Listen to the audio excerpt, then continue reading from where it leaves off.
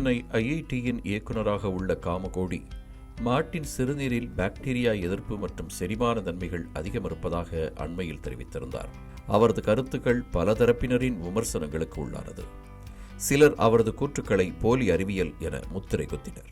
ஒரு பெரிய சன்னியாசி வந்தாரா, அவர் உடனே அவர் நல்ல ஜுரம் அடிச்சுதான், உடனே ஒரு டாக்டரை கூப்பிடலாமான்னாராம். அப்பா அந்த சன்னியாசி பேர் மறந்து போயிடுத்து. அப்பா உடனே சொன்ன உடனே கோமூத்திரம் பிபாமி அப்படின்னாராம். உடனே போய் அங்கே மாட்டில் சிவாஸ்தானத்தில் கோமூத்திரத்தை எடுத்துன்னு வந்தாராம். கடன்னு குடிச்சாராம்.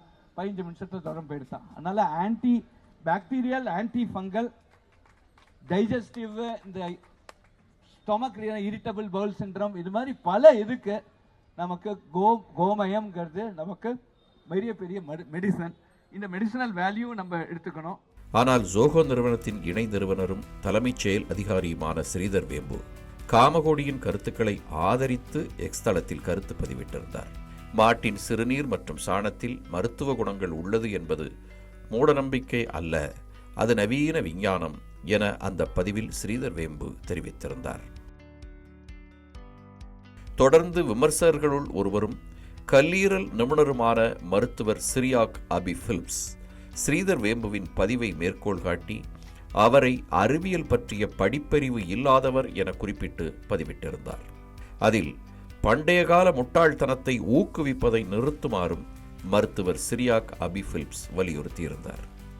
மேலும் சிறுநீரில் எந்தவித நன்மைகளும் இல்லை என குறிப்பிட்ட அவர் அதன் பயன்பாட்டை ஊக்குவிப்பதில் எந்தவித அறிவியலும் இல்லை என்று தெரிவித்திருந்தார். இந்நிலையில் நவீன விஞ்ஞான அணுகுமுறையுடன் பாரம்பரிய நடைமுறைகளை ஆராய்வதன் முக்கியத்துவத்தை வலியுறுத்தி மருத்துவர் அபி பிலிப்ஸின் பதிவுக்கு ஸ்ரீதர் வேம்பு பதிலளித்துள்ளார். குறிப்பாக அறிவியல் ஆணவத்துடன் கலக்காதென்பதால் மருத்துவ அறிவியலை நிறுவ பணிவு அவசியம் என தெரிவித்துள்ள அவர், விஞ்ஞான அறிவியல் நமக்கு முழுமையான உறுதிப்பாடுகளை ஒருபோதும் வழங்குவதில்லை என கூறியுள்ளார். பிரபல கல்லீரல் நிபுணர் மற்றும் ஜோஹோ தலைமைச் செயல் அதிகாரிக்கு இடையிலான விவாதங்கள் அடங்கிய இந்த பதிவுகள் சமூக ஊடகங்களில் பேசுபொருளாகி இருக்கும் நிலையில் தற்போது பலரும் அந்த பதிவுகளின் கீழ் பண்டைய அறிவியல் முறைகள் குறித்த விவாதங்களை மேற்கொண்டு வருகின்றனர்.